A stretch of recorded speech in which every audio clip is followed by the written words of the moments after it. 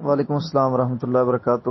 گندم کی فصل عشر کتنا بنتا ہے؟ گندم کی فصل کا عشر بنتا ہے جی، اگر تو زرعی زمین ہے، بارانی زمین ہے، نہری زمین ہے، یعنی کہ دریا کے کنارے ہے اور خود بخود پانی لگ جاتا ہے، تو پھر تو اس پر اس کو جو ہے وہ 10واں حصہ دینا ہے۔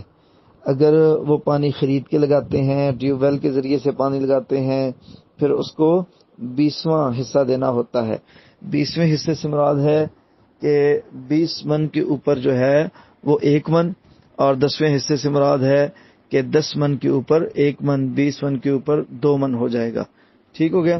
اچھا، اور عشر جو ہے یہ 5 وسق پر نکالا جاتا ہے، 5 وسق پر نکالا جاتا ہے، اور 5 وسق سے مراد ہے 630 کلو۔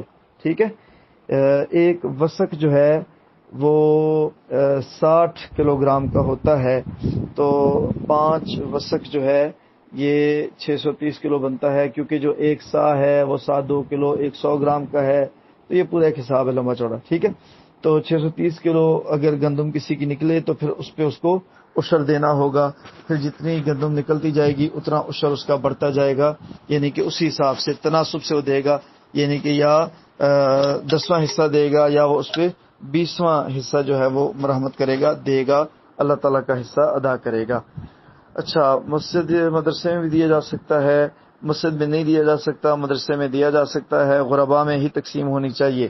وَآتُوا حَقَّهُ يَوْمَ حَصَادِهِ، قرآن کریم کی آیت ہے، اس کا مطلب یہ ہے کہ جو عشر ہے یہ اسی دن دے دیں جس دن یہ زمین سے جو ہے وہ کٹائی کرتے ہیں اور تھریشر لگتی ہے اور گندم آتی ہے، اسی دن اس کو ادا کر دیں۔ زیادہ بہتر یہ ہے کہ زمین سے اس کو تقسیم کر دیا جائے، گھر میں لانے سے پہلے پہلے بانٹ دیا جائے، لیکن گھر میں لے آئے پھر بھی چلو کوئی حرج نہیں ہے کہ بانٹا جائے۔ مدارس کو دینا چاہیے، غرباء کو دینا چاہیے، جو نصاب زکوٰۃ والے صاحب زکوٰۃ لوگ ہیں جن کو زکوٰۃ لگتی ہے 8 مصارف، انہی کو زکوٰۃ والے مصارفین کو عشر بھی دیا جا سکتا ہے۔ ٹھیک ہے جی؟ تو مسجد کو نہیں لگتا، لیکن مسجد کے جو مولوی صاحب ہیں ان کو دیا جا سکتا ہے۔ ہمارے جو دیہاتی علاقہ ہے قصبہ جات، یہ بات شہریوں کو ذرا اچھی نہیں لگی ہوگی، کیونکہ ان کو اس بات کی وضاحت کا نہیں پتہ۔ ویسے اچھی نہیں بھی لگی تو کوئی اتنی بڑی بات نہیں ہے، کیونکہ ان کو پتہ ہی نہیں ہے کہ مسجدوں میں علماء کو دیا کیا جاتا ہے۔ شہروں میں بھی اگر دے دیا جائے کوئی حرج نہیں ہے، کیونکہ 25-30 ہزار سے کچھ بھی نہیں بنتا گھر کا، اور مسجدوں کے پیکیجز 20,000 25,000 میکسیمم 30,000، بہت کو پورے شہر میں ایک اچھی مسجد دیوبندیوں کی، ایک اہل حدیثوں کی، ایک بریلویوں کی ہوگی جو 50-50 ہزار دیتے ہوں گے، ادروائز اس سے زیادہ وظیفے کو نہیں، 20,000 25,000 ہیں، یہ ظلم ہے۔ اور لوگ کہتے ہیں کہ اللہ کرے مولوی صاحب لکڑ دے ہوں جنہوں نے نہ بھوک لگے، نہ پیاس لگے، نہ کپڑا، نہ جتی، نہ دل کرے، نہ کوئی خواہشات ہوں، نہ اس کی بیوی بچے ہوں جس پہ وہ خرچہ کرے۔ یہ بڑی ایک غلط سی بحث جو ہے وہ ذہن میں آ گئی ہے۔ یہ اس لیے آ گئی ہے کہ جو میں نے کہا کہ مولوی صاحب کو ہمارے قصبوں اور دیہاتوں میں جب علماء کو رکھا جاتا ہے تو ان کے ساتھ طے کیا جاتا ہے کہ ہم آپ کو ماہانہ 12,000 روپے دے سکتے ہیں، یا 10,000 روپے دے سکتے ہیں، یا 15,000 دے سکتے ہیں۔ تو اس کے ساتھ جو ہے پھر ہم آپ کو کیا کریں گے کہ سالانہ 25 من 30 من 50 من گندم دیں گے۔ تو پھر وہ تقریباً اکثر دیہاتوں میں یہ سسٹم ہوتا ہے۔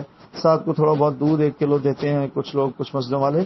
تو یہ میں نے اس لیے وضاحت کر دی کہ وہ لوگ یہ نہ جا کے نیا پھڈا ڈال دیں کہ جی مسجد کو تو لگتا نہیں، بھائی تو مسجد کو دے ہی نہیں رہا، مولوی صاحب کو آپ لوگ دے رہے ہیں، وہ بھی اس بنا پہ کہ ہم آپ کو اتنا محروم کر رہے ہیں کہ آپ محتاجی میں ہم سے سال بعد زکوٰۃ وصول کیا کریں گے عشر کی گندم۔ ٹھیک ہے؟ عشر کی گندم ہم آپ کو دیا کریں گے۔ اور اصل میں یہ اس کے پیچھے لاجک وہی ہے، وہ جو سیپی پہ نائی ہوتا تھا، دیگیں پکانے والا، بال کاٹنے والا، کہ سال میں ایک دفعہ اس کو گندم دی اور پورا سال اس سے شیپیں کروائیں، پورا سال اس سے بال کٹوائے، پورا سال اس سے دیگیں پکوائیں۔ وہی سیپی پہ مولوی رکھتے ہیں آج تک لوگ۔ تو یہ ساری بات ہے۔ ٹھیک ہے؟ جزاک اللہ۔